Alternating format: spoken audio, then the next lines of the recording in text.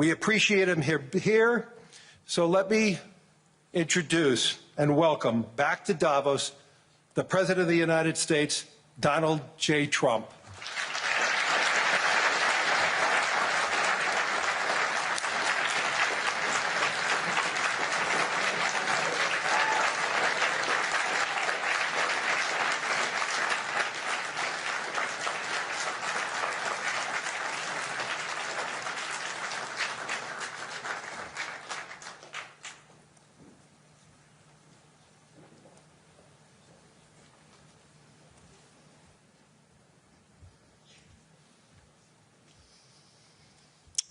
Well, thank you very much, Larry. It's great to be back in beautiful Davos, Switzerland, and to address so many respected business leaders, so many friends, few enemies,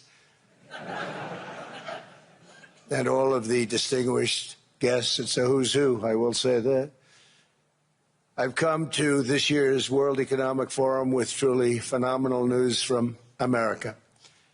Yesterday marked the one-year anniversary of my inauguration, and today, after 12 months back in the White House, our economy is booming, growth is exploding, productivity is surging, investment is soaring, incomes are rising, inflation has been defeated, our previously open and dangerous border is closed and virtually impenetrable.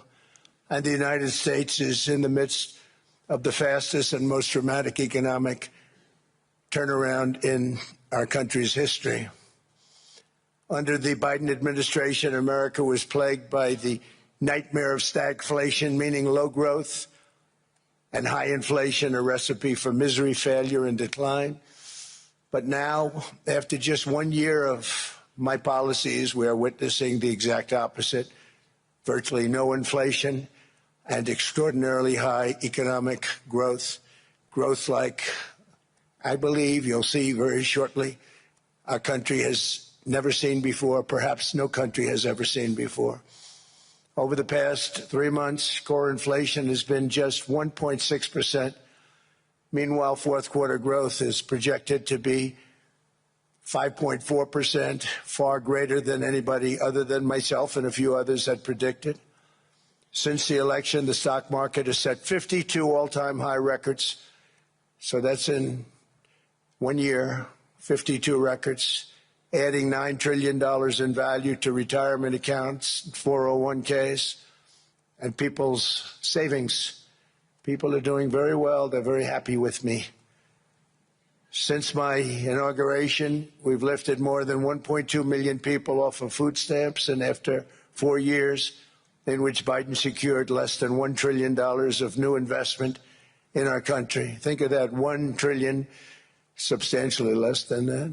In 4 years, we've secured commitments for a record-breaking $18 trillion, and we think when the final numbers come out, they'll be closer to $20 trillion of investment. That's never been done by any country at any time, not even close. Just over 1 year ago, under the radical left Democrats, we were a dead country. Now we are the hottest country anywhere in the world. In fact, the United States economy is on pace to grow at double the rate that was projected by the IMF just last April. And with my growth and tariff policies, it should be much higher. I really believe we can be much higher than that. And this is all great news, and it's great for all nations. The USA is the economic engine on the planet, and when America booms, the entire world booms. It's been the history. When it goes bad, it goes bad. You all follow us down, and you follow us up, and we're at a point that I don't believe we've ever been. I never thought we could do it this quickly. My biggest surprise is I thought it would take more than a year, maybe like a year and 1 month. But it's happened very quickly. This afternoon, I want to discuss how we've achieved this economic miracle, how we intend to raise living standards for our citizens to levels never seen before, and perhaps how you too and the places where you come from can do much better by following what we're doing, because Certain places in Europe are not even recognizable, frankly, anymore. They're not recognizable. And we can argue about it, but there's no argument. Friends come back from different places. I don't want to insult anybody and say I don't recognize it. And that's not in a positive way. That's in a very negative way. And I love Europe, and I want to see Europe go good.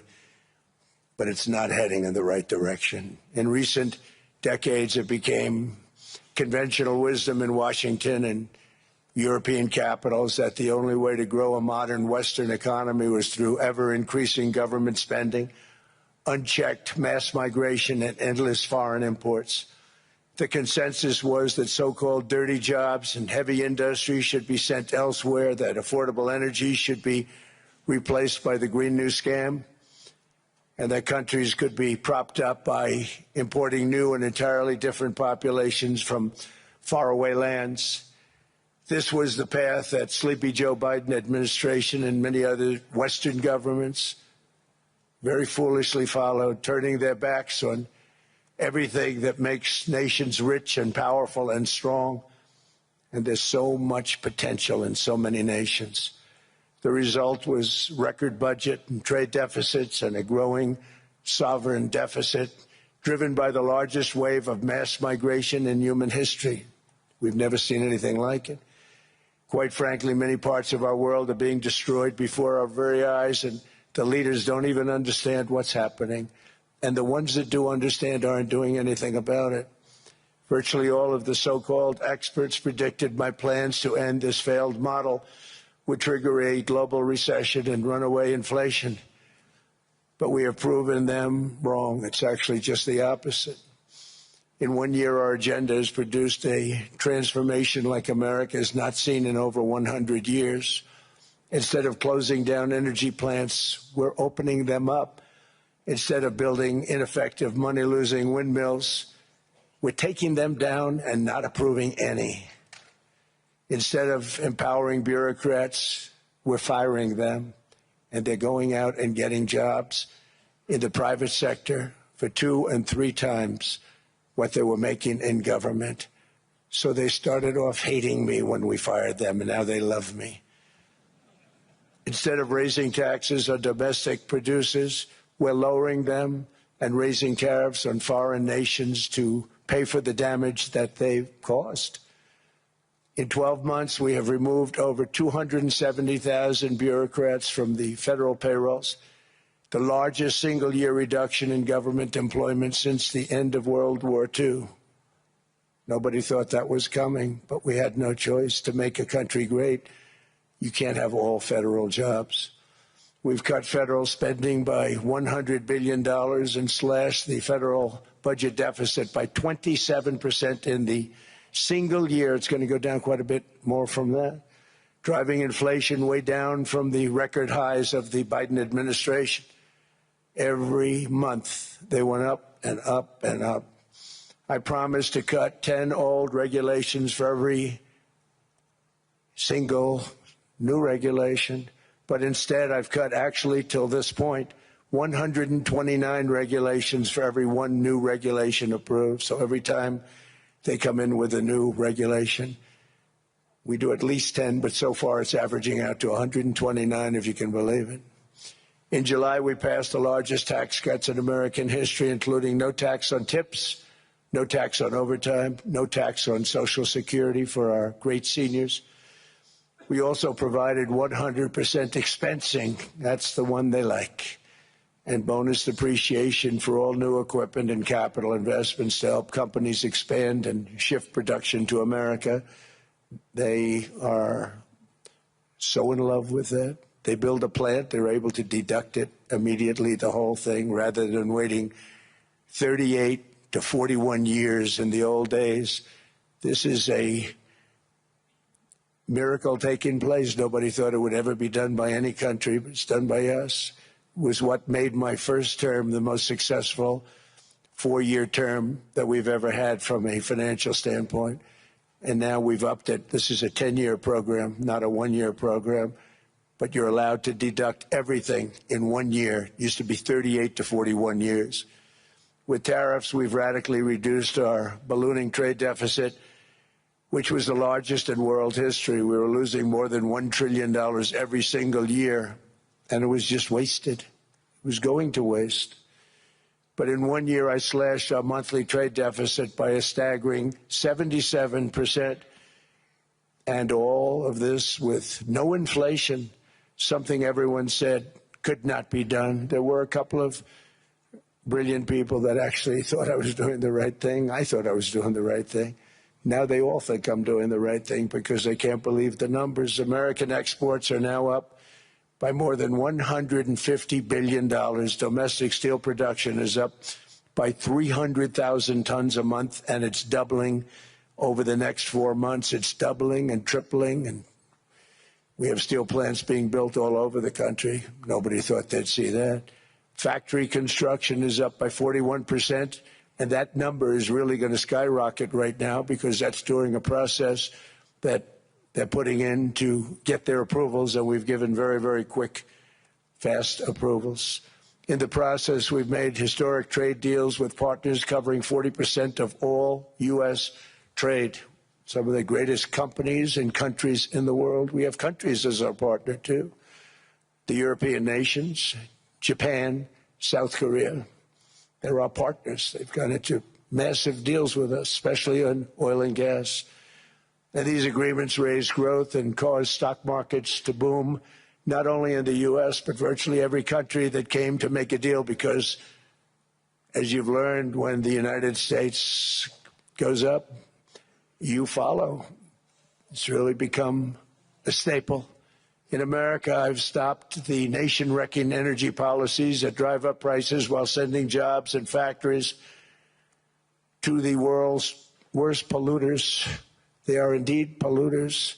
Under Sleepy Joe Biden, new domestic oil and gas leases fell by 95%. Think of that. And they wonder, why was gasoline going up so fast? The gasoline actually topped $5 a gallon, and some places $7 a gallon, and more than 100 major power plants were violently shut down by incompetent people that had no idea what the hell they were doing. Under my leadership, U.S. natural gas production is at an all-time high by far. U.S. oil production is up by 730,000 barrels a day, and last week we picked up 50 million barrels from Venezuela alone. Venezuela has been an amazing place for so many years, but then they went bad with their policies. 20 years ago, it was a great country, and now it's got problems, but we're helping them. And those 50 million barrels, we're going to be splitting up with them, and they'll be making more money than they've made in a long time. Venezuela is going to do fantastically well. We appreciate all of the cooperation we've been giving. We've been giving great cooperation. Once the attack ended, and they said, let's make a deal. More people should do that. But Venezuela is going to make more money in the next 6 months than they've made in the last 20 years. Every major oil company is coming in with us. It's amazing. It's a beautiful thing to see. The leadership of the country has been very good. They've been very, very smart. The price of gasoline is now below $2.50 a gallon in many states, $2.30 a gallon in most states. Then we'll soon be averaging less than $2 a gallon. In many places, it's already down even lower, $1.95 a gallon. Numerous states are at $1.99, numbers that nobody has heard for years. Actually, since my last administration, we got it down to around those numbers. I've signed an order directing and approval of many new nuclear reactors. We're going heavy into nuclear. I was not a big fan because I didn't like the risk, the danger. But they have the progress they've made with nuclear is unbelievable, and the safety progress they've made is incredible. We're very much into the world of nuclear energy, and we can have it now at good prices and very, very safe. And we're leading the world in AI by a lot. We're leading China by a lot. I think President Xi respects what we've done, in part because I've allowed these big companies building these massive buildings to build their own electric capacity. They're building their own power plants, which when added up is more than any country anywhere in the world is doing. I read recently an article in the Wall Street Journal that China's creating so much energy, and they are. I got to hand it to them. But we're creating as much or more, and we're letting them do that. I'm very proud of it. It was my idea. I said, you can't create this much energy. We needed more than double the energy currently in the country just to take care of the AI plants. And I said, we can't do that. We have an old grid system. And I came up with the idea, you know, you people are brilliant. You have a lot of money. Let's see what you can do. You can build your own electric generating plants. And they looked at me. They didn't believe me. All of the names that are, I think, in the room right now, if you want to know the truth, they didn't believe it. And I said, no, you can't. They came back 2 weeks and they didn't have the plant. They said, we thought you were kidding. I said, no, not only am I not kidding, you're going to have your approvals within 2 weeks. I always say nuclear will take 3 weeks. But most aren't going that. They're going oil and gas. They're even going coal in some cases. Because of my landslide election victory, the United States avoided the catastrophic energy collapse which befell every European nation that pursued the Green New Scam, perhaps the greatest hoax in history. The Green New Scam, windmills all over the place, destroy your land, destroy your land. Every time that goes around, you lose $1,000. You're supposed to make money with energy, not lose money. Here in Europe, we've seen the fate that the radical left tried to impose on America. They tried very hard. Germany now generates 22% less electricity than it did in 2017. And it's not the current chancellor's fault. He's solving the problem. He's going to do a great job. But what they did before he got there, I guess that's why he got there. And electricity prices are 64% higher. The United Kingdom produces just 1/3 of the total energy from all sources that it did in 1999. Think of that, 1/3. And they're sitting on top of the North Sea, one of the greatest reserves anywhere in the world, but they don't use it. And that's one reason why their energy has reached catastrophically low levels with equally high prices. High prices, very low levels. Think of that, 1/3. And you're sitting on top of the North Sea, and they like to say, well, you know, that's depleted. It's not depleted. It's got 500 years. They haven't even found the oil. The North Sea is incredible. They don't let anybody drill. Environmentally, they don't let them drill. They make it impossible for the oil companies to go. They take 92% of the revenues. So the oil companies say, we can't do it. They came to see me. Is there anything you can do? I want Europe to do great. I want UK to do great. Sitting on one of the greatest energy sources in the world, and they don't use it. In fact, their electricity prices have soared 139%. There are windmills all over Europe. There are windmills all over the place, and they are losers. One thing I've noticed is that the more windmills a country has, the more money that country loses and the worse that country is doing. China makes almost all of the windmills, and yet I haven't been able to find any wind farms in China. Did you ever think of that? It's a good way of looking at it. They're smart. China is very smart. They make them, they sell them for a fortune. They sell them to the stupid people that buy them, but they don't use them themselves. They put up a couple of big wind farms, but they don't use them. They just put them up to show people what they could look like. They don't spin. They don't do anything.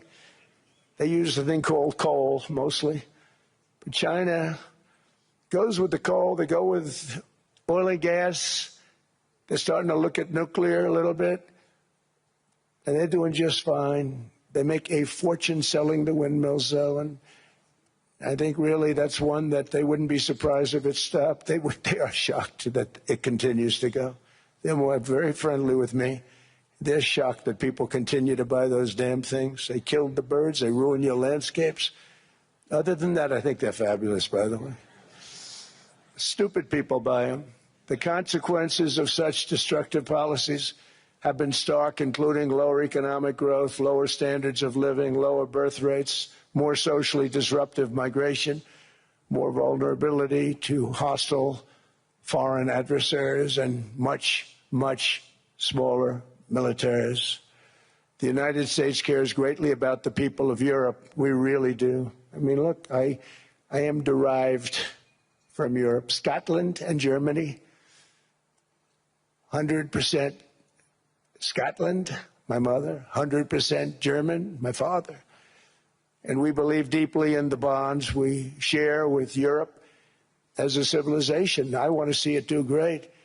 That's why issues like energy, trade, immigration, and economic growth must be central concerns to anyone who wants to see a strong and united West, because Europe and those countries have to do their thing. They have to get out of the culture that they've created over the last 10 years. It's horrible what they're doing to themselves. They're destroying themselves. It's beautiful, beautiful places. We want strong allies, not seriously weakened ones. We want Europe to be strong.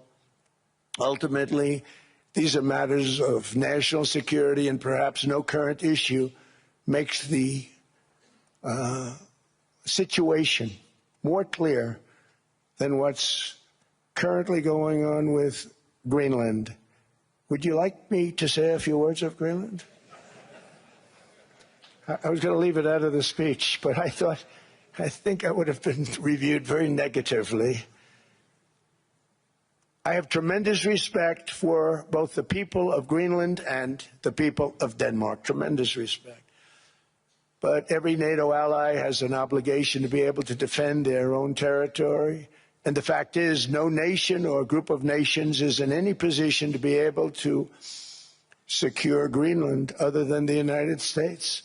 We're a great power, much greater than people even understand. I think they found that out 2 weeks ago in Venezuela. We saw this in World War II, when Denmark fell to Germany after just 6 hours of fighting and was totally unable to defend either itself or Greenland. So the United States was then compelled, we did it, we felt an obligation to do it, to send our own forces to hold the Greenland territory.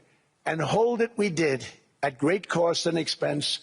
They didn't have a chance of getting on it, and they tried. Denmark knows that. We literally set up bases on Greenland for Denmark. We fought for Denmark. We weren't fighting for anyone else. We were fighting to save it for Denmark. Big, beautiful piece of ice. It's hard to call it land. It's a big piece of ice. But we saved Greenland and successfully prevented our enemies from gaining a foothold in our hemisphere. So we did it for ourselves also. And then after the war, which we won it big. Without us, right now you'd all be speaking German and a little Japanese, perhaps. After the war, we gave Greenland back to Denmark. How stupid were we to do that? But we did it. But we gave it back. But how ungrateful are they now? So now our country and the world face much greater risks than it did ever before because of missiles, because of nuclear, because of weapons of warfare that I can't even talk about. 2 weeks ago, they saw weapons that nobody ever heard of. They weren't able to fire one shot at us. They said, what happened? Everything was discombobulated. They said, we've got them in our sights. Press the trigger, and nothing happened. No anti-aircraft missiles went up. There was one that went up about 30 feet and crashed down right next to the people that sent it. They said, what the hell is going on? Those defensive systems were made by Russia and by China. So they're going to go back to the drawing boards, I guess. Greenland is a vast, almost entirely uninhabited and undeveloped territory. It's sitting undefended in a key strategic location between the United States, Russia, and China. That's exactly where it is, right smack in the middle. wasn't important nearly when we gave it back. You know, when we gave it back, it wasn't the same as it is now. It's not important for any other reason, you know, everyone talks about the minerals. There's so many places. There's no rare earth, no such thing as rare earth. There's rare processing, but there's so much rare earth. And to get to this rare earth, you got to go through hundreds of feet of ice. That's not the reason we need it. We need it for strategic national security and international security. This enormous unsecured island is actually part of North America, on the northern frontier of the Western Hemisphere. That's our territory. It is therefore a core national security interest of the United States of America. And in fact, it's been our policy for hundreds of years to prevent outside threats from entering our hemisphere, and we've done it very successfully. We've never been stronger than we are now. That's why American presidents have sought to purchase Greenland for nearly 2 centuries. You know, for 2 centuries they've been trying to do it. They should have kept it after World War II, but they had a different president. That's all right. People think differently. Much more necessary now than it was at that time, however. In 2019, Denmark said that they would spend over $200 million to strengthen Greenland's defenses. But as you know, they spent less than 1% of that amount. 1%. There's no sign of Denmark there. And I say that with great respect for Denmark, whose people I love, whose leaders are very good. It's the United States alone that can protect this giant mass of land, this giant piece of ice, develop it and improve it and make it so that it's good for Europe and safe for Europe and good for us. And that's the reason I'm seeking immediate negotiations to once again discuss the acquisition of Greenland by the United States, just as we have acquired many other territories throughout our history, as many of the European nations have. They've acquired. There's nothing wrong with it. Many of them, some went in reverse, actually, if you look. Some had great, vast wealth, great, vast lands all over the world. They went in reverse. They're stuck back where they started. That happens too. But some grow. But this would not be a threat to NATO. This would greatly enhance the security of the entire alliance, the NATO alliance. The United States is treated very unfairly by NATO. I want to tell you that. And when you think about it, nobody can dispute it. We give so much and we get so little in return. And I've been a critic of NATO for many years. And yet I've done more to help NATO than any other president by far, than any other person. You wouldn't have NATO if I didn't get involved in my first term. The war with Ukraine is an example. We are thousands of miles away, separated by a giant ocean. It's a war that should have never started, and it wouldn't have started if the 2020 U.S. presidential election weren't rigged. It was a rigged election. Everybody now knows that. They found out. People will soon be prosecuted for what they did. It's probably breaking news, but it should be. It was a rigged election. You can't have rigged elections. You need strong borders, strong elections, and ideally a good press. I always say it. Strong borders, strong elections, free, fair elections, and a fair media. The media is terrible. It's very crooked. It's very biased, terrible. But someday it'll straighten out because it's losing all credibility. Think of it. When I went in a landslide, a giant landslide, won all 7 swing states, won the popular vote, won everything, and I only get negative press. That means that it has no credibility. And if they're going to get credibility, they're going to have to be fair. So you need a fair press. But you also need those other elements. And I inherited a terrible, terrible situation. If you look, the border was open. The inflation was raging. Everything was bad with the United States when I came into office. But I also inherited a mess with Ukraine and Russia, something that would have never happened. And I know Putin very well. He and I would discuss Ukraine. It was the apple of his eye, but he wasn't going to do anything. I said, Vladimir, you're not doing it. He would never have done it. It was terrible what happened. I could see it happening, too. After I left, I could see it happening.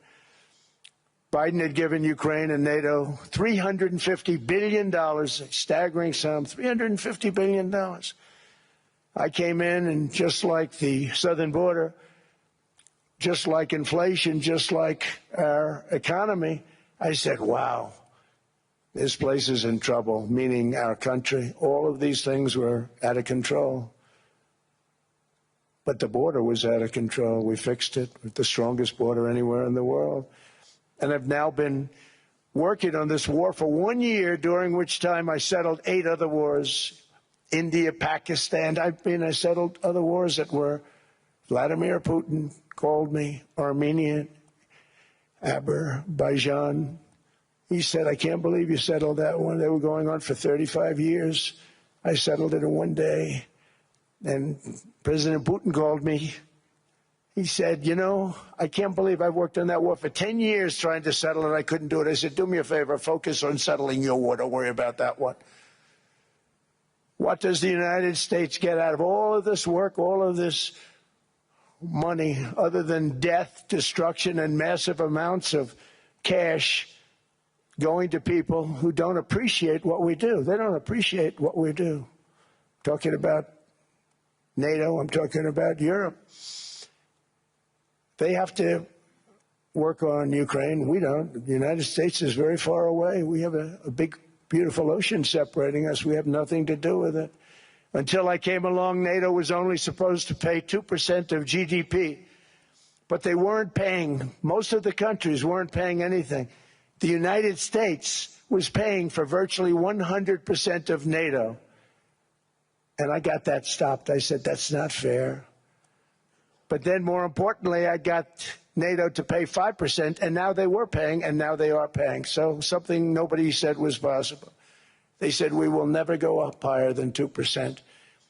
But they went to 5%, and now they're paying the 5%. They didn't pay the 2%, and now they're paying the 5%. And they're stronger for it, and they have an excellent, by the way, Secretary General, who's possibly in the room. Mark, are you here? Yes, he's here. Hello, Mark. We never asked for anything, and we never got anything. We probably won't get anything unless I decide to use excessive strength and force, where we would be, frankly, unstoppable. But I won't do that. Okay? Now everyone's saying, oh, good. That's probably the biggest statement I made, because people thought I would use force. I don't have to use force. I don't want to use force. I won't use force. All the United States is asking for is a place called Greenland, where we already had it as a trustee, but respectfully returned it back to Denmark not long ago, after we defeated the Germans, the Japanese, the Italians, and others in World War II. We gave it back to them. We were a powerful force then, but we are a much more powerful force now, after I rebuilt the military in my first term and continue to do so today. We have a budget of $1.5 trillion. We're bringing back battleships. The battleship is 100 times more powerful than the great battleships you saw in World War II, those great, big, gorgeous ships, the Missouri, the Iowa, the Alabama. Because I thought maybe we could take them out of mothballs. They said, no, sir, these ships are 100, think of that, 100 times more powerful than those big, magnificent pieces of art that you saw so many times ago, that you still see on television. You say, wow, what a force. 100 times, each ship 100 times more powerful than the big battleships of the past. So that was the end of the mothball story. So what we have gotten out of NATO is nothing except to protect Europe from the Soviet Union and now Russia. I mean, we've helped them for so many years. We've never gotten anything, except we pay for NATO. And we paid for many years until I came along. We paid for, in my opinion, 100% of NATO, because they weren't paying their bills. And all we're asking for is to get Greenland, including right title and ownership, because you need the ownership to defend it. You can't defend it on a lease. Number one, legally it's not defensible that way, totally. And number two, psychologically, who the hell wants to defend a license agreement or a lease, which is a large piece of ice in the middle of the ocean where if there is a war, much of the action will take place on that piece of ice. Think of it. Those missiles would be flying right over the center of that piece of ice. All we want from Denmark for national and international security and to keep our very energetic and dangerous potential enemies at bay is this land on which we're going to build the greatest golden dome ever built. We're building a golden dome that's going to, just by its very nature, going to be defending Canada. Canada gets a lot of freebies from us, by the way. They should be grateful also, but they're not. I watched your Prime Minister yesterday. He wasn't so grateful. But they should be grateful to us. Canada lives because of the United States. Remember that, Mark, the next time you make your statements.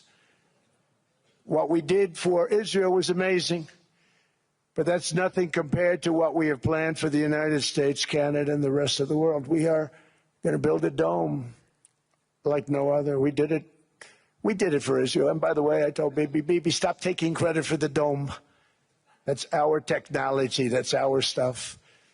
But they had a lot of courage, and they were good fighters, and they did a good job, and we wiped out the Iran nuclear threat like nobody can believe. Nobody's ever seen anything like it.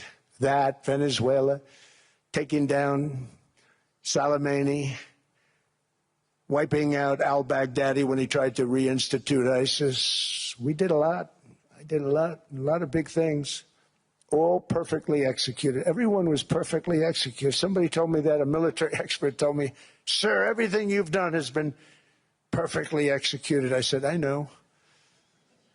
So other presidents have spent, whether foolishly or not, trillions and trillions of dollars on NATO and gotten absolutely nothing in return. We've never asked for anything. It's always a one-way street. Now they want us to help them with Ukraine. And we say, we're going to. I'm really helping, not even them. I want to see, last week, if you saw, it was 10,000 soldiers, but last month it was 31,000 soldiers died. 31,000. That's this room times, the number of people in this room times 30. Think of it. 30,000 soldiers died in 1 month. The month before it was 27,000. The month before that it was 28,000. The month before that it was 25,000. It's a bloodbath over there. And that's what I want to stop. It doesn't help the United States, but these are souls. These are young people. Look like you, look like some of you right in the front row. They go to war. Their parents are so proud. Oh, there he goes, comes back.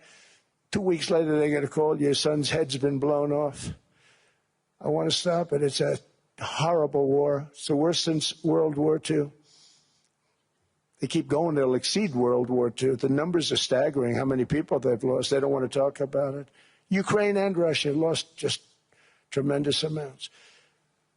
And I'm dealing with President Putin, and he wants to make a deal, I believe. I'm dealing with President Zelensky, and I think he wants to make a deal. I'm meeting him today. He might be in the audience right now. But they got to get that war stopped because too many people are dying, needlessly dying. Too many souls are being lost. It's the only reason I'm interested in doing it.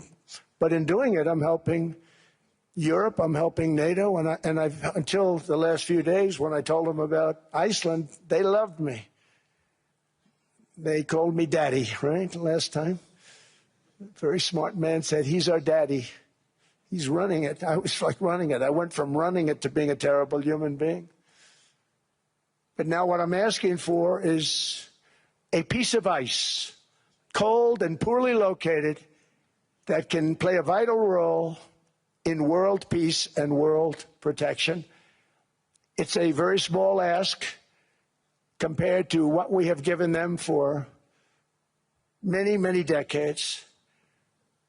But the problem with NATO is that we'll be there for them 100%. But I'm not sure that they'd be there for us if we gave them the call gentlemen, we are being attacked. We're under attack by such and such a nation. I know them all very well. I'm not sure that they'd be there. I know we'd be there for them. I don't know that they'd be there for us. So with all of the money we expend, with all of the blood, sweat, and tears, I don't know that they'd be there for us. They're not there for us on Iceland, that I can tell you. I mean, our stock market took the first dip yesterday because of Iceland. So Iceland's already cost us a lot of money. But that dip is peanuts compared to what it's gone up. And we have an unbelievable future in that stock. That stock market is going to be doubled. We're going to hit 50,000, and that stock market's going to double in a relatively short period of time because of everything that's happening. But this is a good example. After giving NATO and European nations trillions and trillions of dollars in defense, they buy our weapons. We make the greatest weapons in the world, but now we're going to make them faster, much faster. You saw that. I put a cap on the salaries. Then I put no buybacks, no stock buybacks, no various other things that they were doing. I mean, they were making $50 million, but it would take them 3 years to give you a Patriot missile. I said, that's not good. My chauffeur can do a better job than that, and he makes slightly less than 50.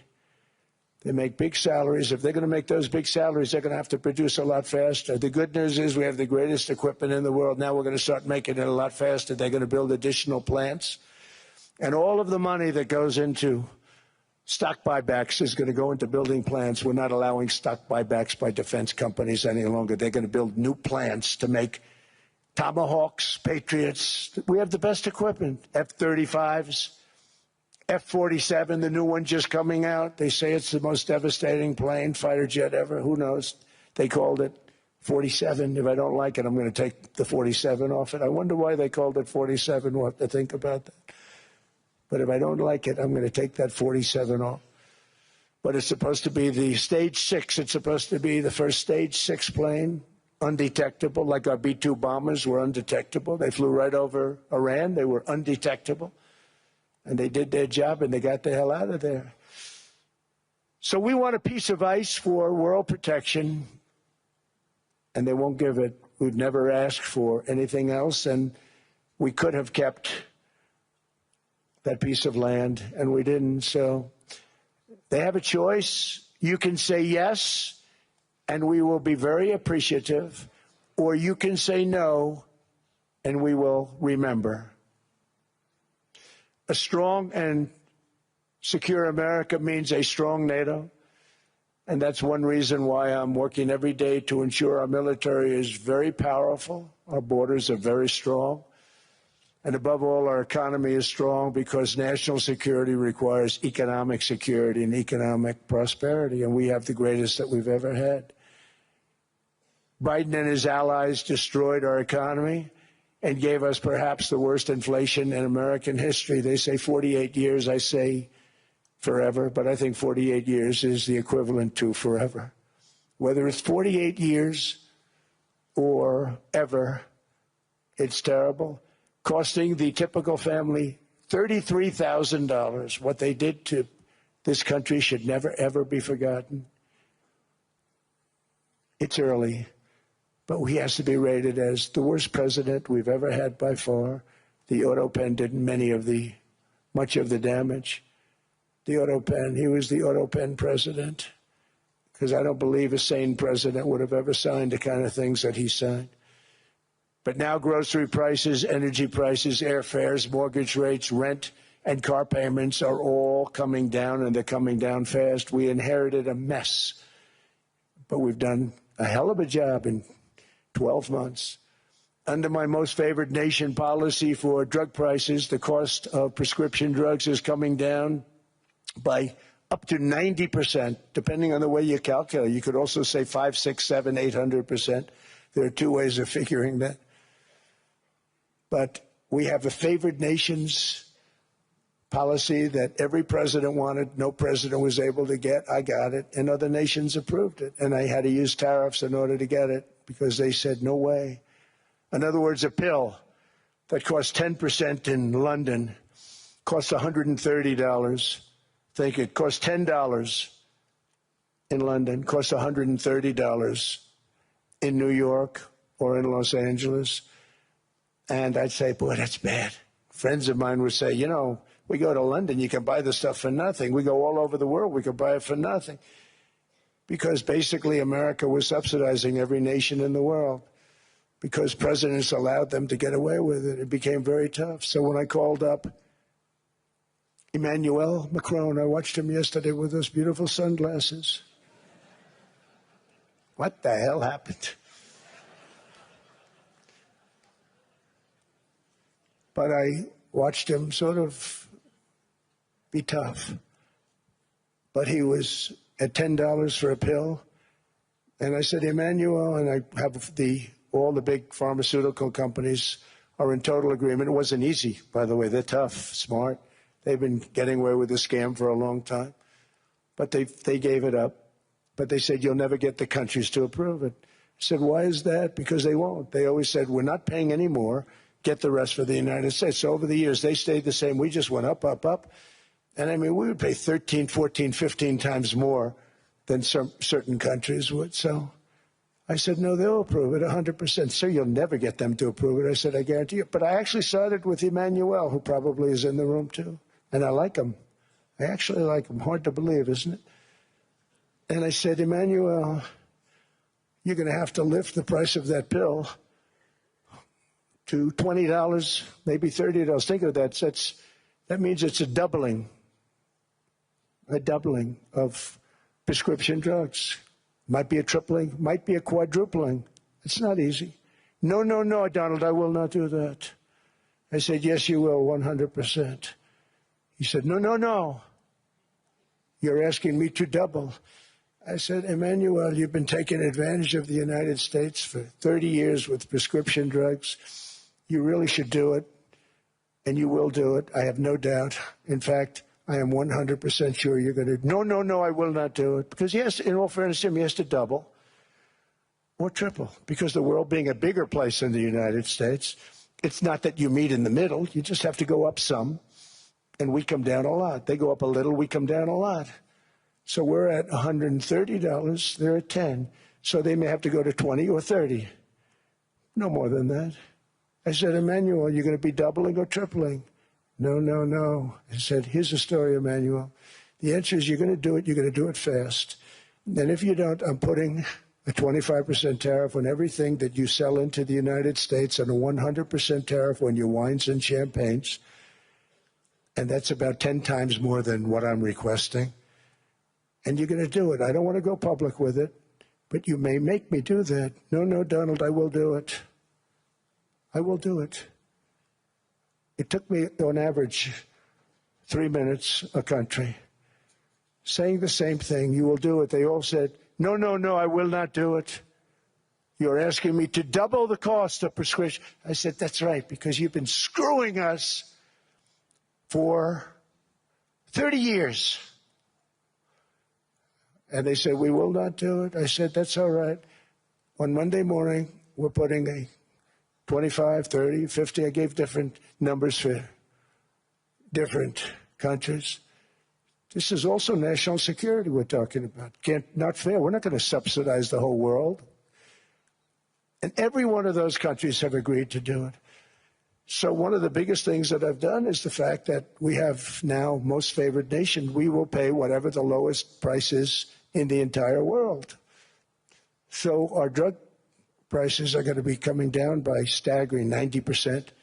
Again, you could say 1,000%, 2,000%. Depends on the way you want to figure it, but we'll go with the way the fake news likes it better because it sounds, can you imagine a 90% reduction sounds much worse. But drug prices are going to be coming down tremendously in all the nations, and I appreciate them doing it, but they did it. In all fairness, without tariffs, I wouldn't have been able to get it done. After declining $3,000 under Biden, real incomes are up in the United States by $2,000, $3,000, and even $5,000 and more.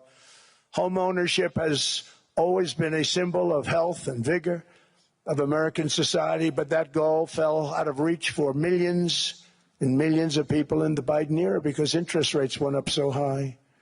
Today, I'm taking action to bring back this bedrock of the American dream. In recent years, Wall Street giants and institutional investment firms, many of you are here, many of you are good friends of mine, many of you are supporters. Sorry to do this to you, I'm so sorry. But you've driven up housing prices by purchasing hundreds of thousands of single-family homes, and it's been a great investment for them. Often as much as 10% of houses on the market. You know, the crazy thing is a person can't get depreciation on a house, but when a corporation buys it, they get depreciation. Okay, that's something we're going to have to think about, too. I don't know if too many people think about that. You buy a corporation, they buy 500 houses.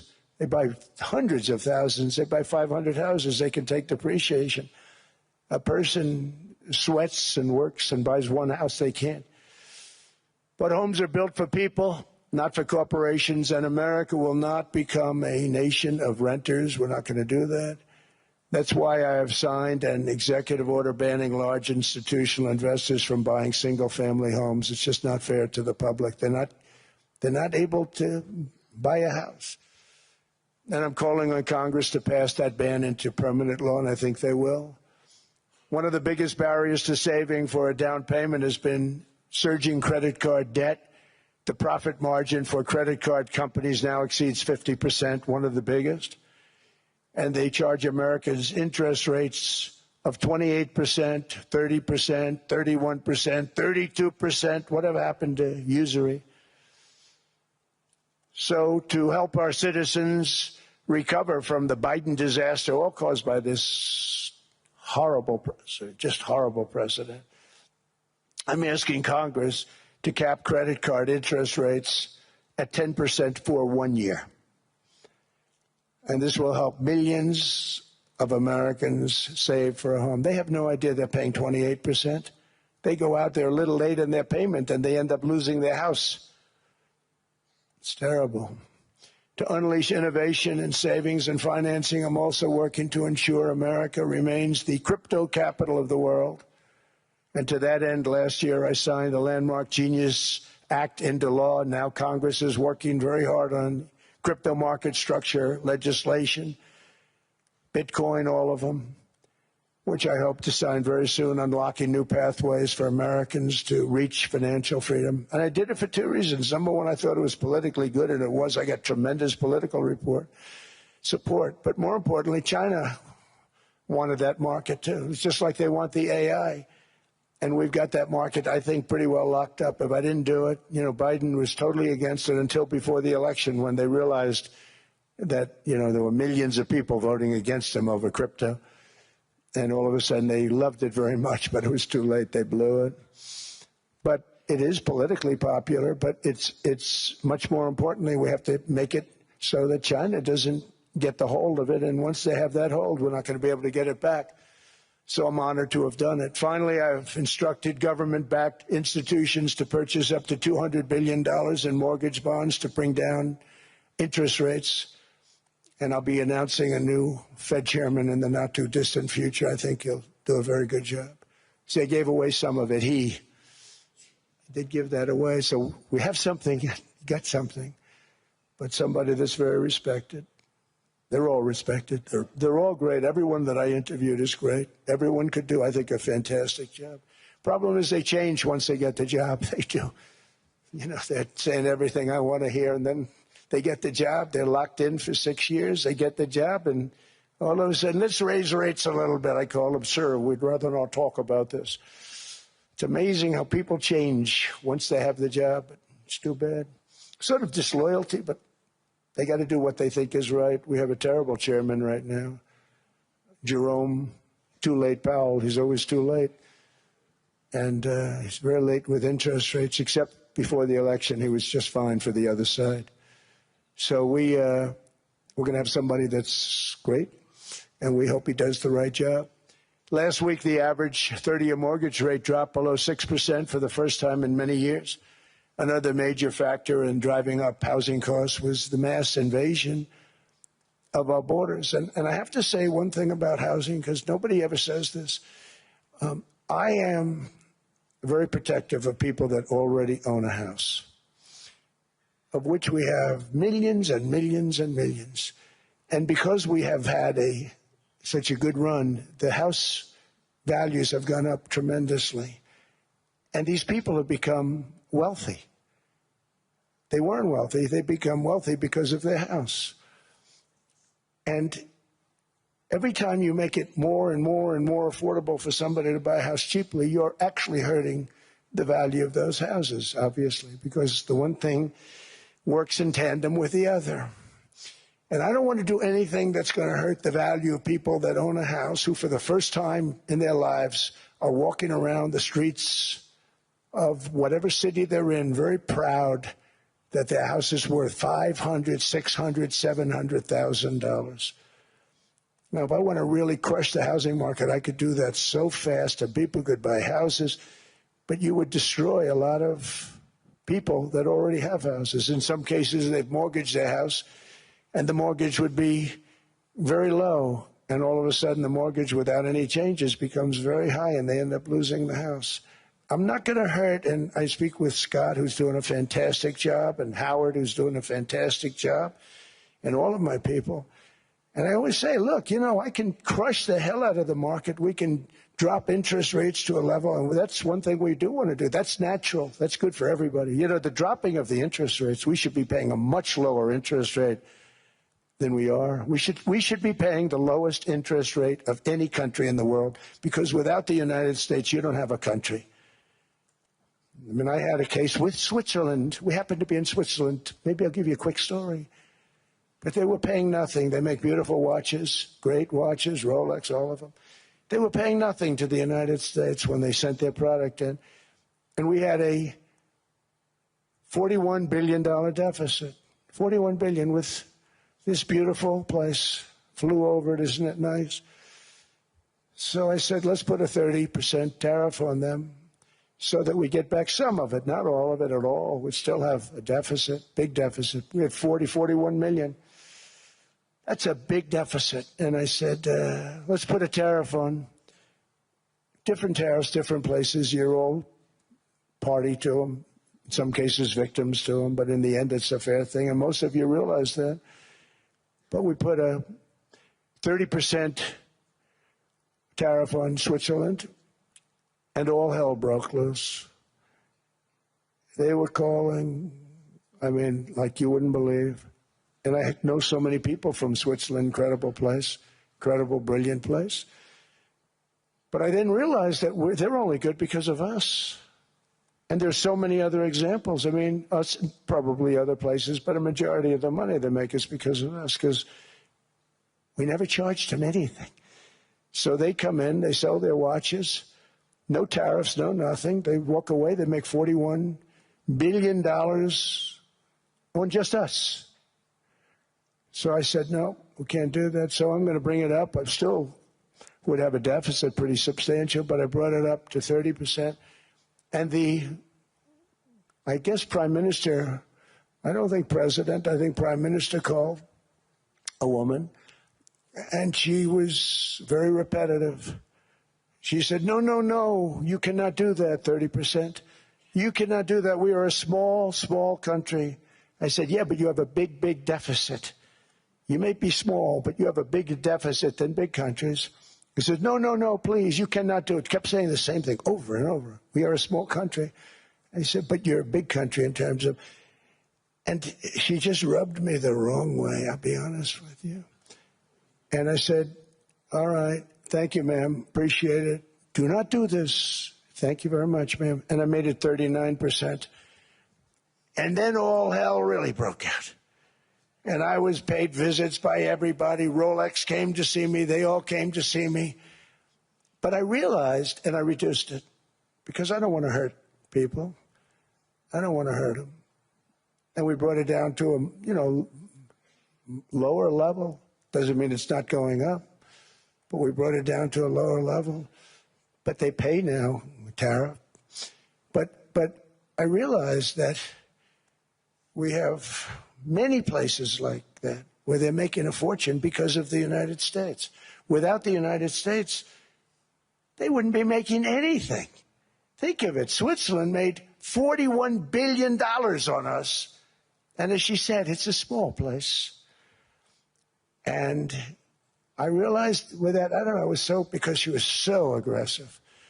And I realized in that conversation that the United States is keeping the whole world afloat. Many places, I could give you 6, 7 places just in the people in this little area. I know every one of them. They're looking down. They don't want to see me, and they don't want to stare me in the eyes. But they're taking advantage of, everybody took advantage of the United States. But I've been very fair, and I gave them a tariff, and it was fine.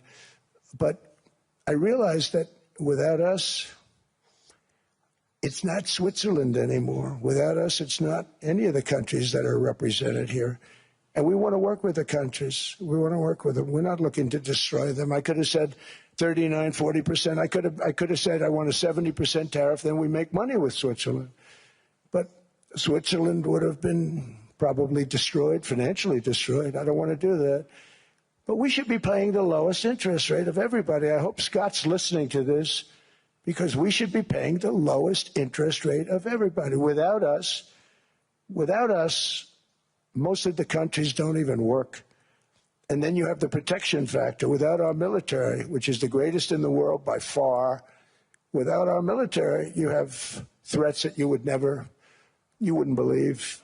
You wouldn't believe. You don't have threats because of us, and that's because of NATO. One other thing, and I have to say it so importantly, in the old days, and I used to say I'm the youngest in the room. Now I'm among the older. I hate to say it. I don't feel old, but I'm among the older. But I remember not long ago, 20, 25 years ago, when good news came out about, let's say, the United States. The United States had a great quarter. The United States had a great month. All the stocks went up. And that's the way it's supposed to be. Now when they say the United States had a record quarter, it's unbelievable how well it's doing, all the stocks crash because they say, oh no, inflation, they're going to raise interest rates. And they do. Some of these stupid people like Powell, they raise interest rates. And what they do is they stop you from being successful. It used to be when we had a great quarter, a great month, great earnings, great anything, any good news, the stock market went up. That's the way it's going to be. We got to do that again, because that's the way it should be. Now when we have a great month, they want to kill it. Like we did over 5%. People were surprised. We should do 20%. We could do 25%. When we announce good numbers, and the reason is they're so petrified of inflation. And growth doesn't mean inflation. We've had tremendous growth with very low inflation. In fact, growth can fight inflation, proper growth. So we want to get back to the days when we announce great numbers, because we're going to be announcing phenomenal. You know, all these factories that are being built at record, thousands of businesses are being built right now. Remember, $18 trillion is invested. I think the second number is 3. And that was China many years ago. Investments in the country from outside. 18 trillion, nobody's ever seen. And that's money coming in and building things, factories. Thousands of businesses are being built. Thousands. Hundreds of big factories, car plants are moving back to the United States. They're coming in from Canada. They're coming in from Mexico, from Japan. Japan's coming in and building plants here in order to avoid tariffs. They're coming in from China. They're coming in from all over the world. We have more plants being built now, car plants, than we've ever had built, even in the heyday from the 1940s and 50s. And they're bigger. They don't use renovations anymore where they take an old plant, they rip it down, they build a brand new plant, super modern plant. But it's happening at levels that nobody's ever seen. In 2024, the U.S. built less than 2 million new homes, but Biden admitted more than 8 million new migrants. And those days are over. In 2025, for the first time in 50 years, the United States had reverse migration. Boy, that was nice. And these were criminals that were being taken out of our country because they allowed people to come into our country from jails, from gangs, drug dealers, murderers. 11,888 murderers. We've gotten most of them out. And then ICE gets beat up by stupid people from leadership in Minnesota. We actually are helping Minnesota so much, but they don't appreciate it. Most places do. You know, Washington, D.C. is the safest place now in the United States. It was a very dangerous place to walk, and now you can walk with your wife, your kids, right through the middle of the city. Right now, Washington, D.C. is as safe as it gets. It was one of the most unsafe. I had to admit, we sent in the military, the National Guard. Within 2 months, it was great. Within 3 months, it's like a really great place and a safe place and a beautiful place. It's even been cleaned up. The graffiti's gone. The fences are gone. We don't have to worry about fences anymore. All of the places, the grasses are cut and replaced with new grass in many cases. It's all going to happen in the spring. But Washington and D.C. is beautiful again, and it's safe. New restaurants are opening up. They were all closing. Now you can't get into a restaurant. Restaurants in Washington, D.C. are all opening. Memphis also, Memphis, Tennessee, New Orleans, Louisiana. We were there for 3 weeks. We've cut the crime down by 64%. Within another month, we'll have virtually no crime there. We can do that all over. We're going to help the people in California. We want to have no crime. I know Gavin was here. I used to get along so great with Gavin when I was president. Gavin's a good guy. And we're going to, if he needed it, I would do it in a heartbeat. I'd love to see.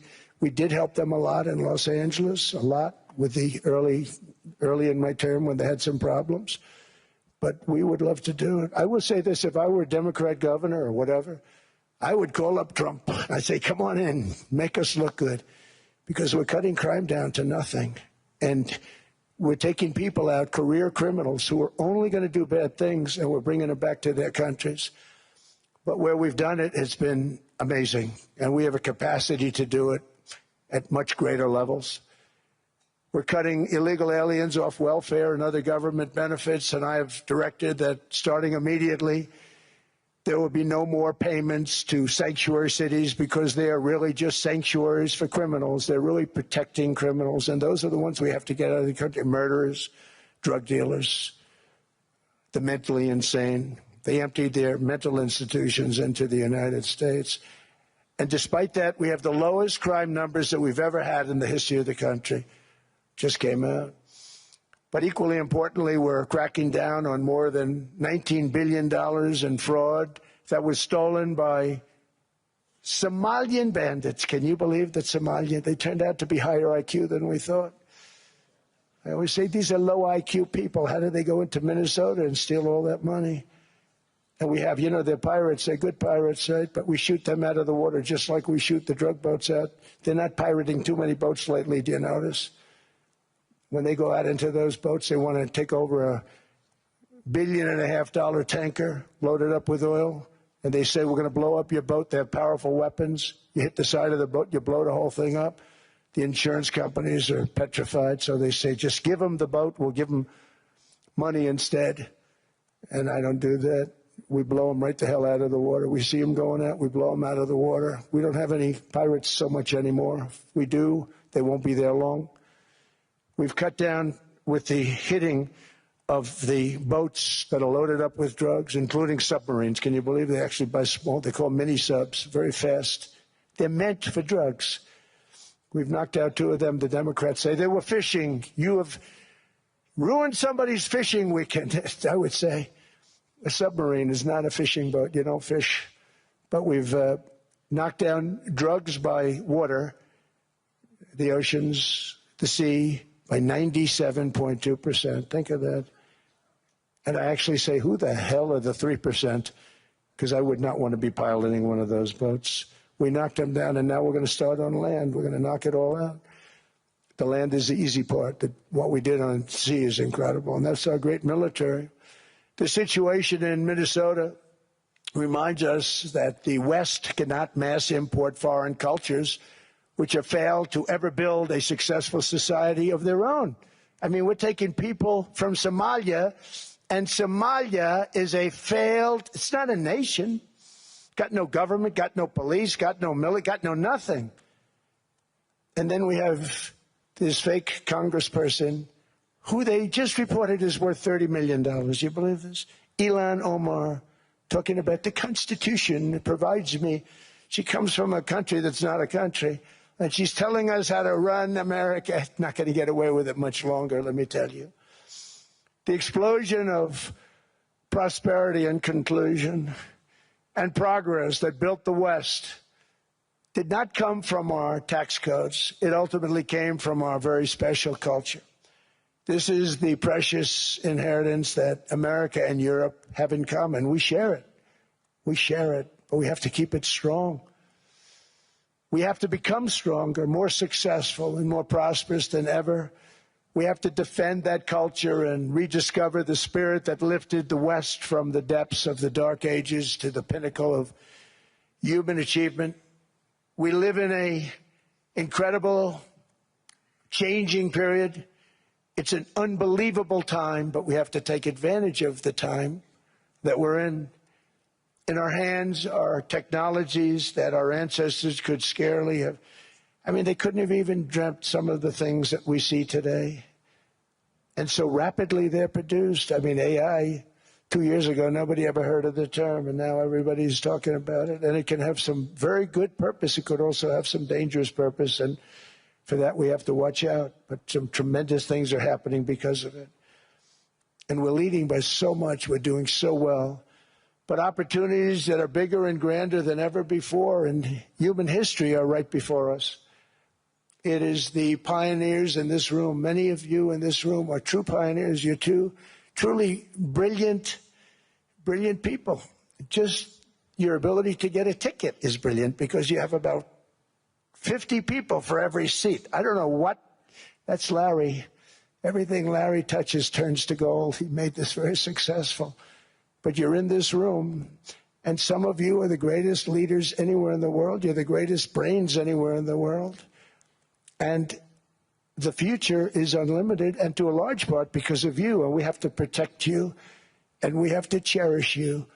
I always say we have to cherish our brilliant people because there aren't many of them. So together with confidence, boldness, and persistence, let us lift up our people, grow our economies, defend our shared destiny, and build a future for our citizens that is more ambitious, more exciting, more inspiring, and greater than the world has ever seen. We're in a position to do things that nobody else has ever even thought of before. And many of the people in this room are the ones that are doing it, and I want to congratulate you, and I'm with you all the way. You can do things that nobody else can even think about. So I congratulate you on your tremendous success. And the United States is back, bigger, stronger, better than ever before. And I'll see you around. Thank you all very much. Thank you very much.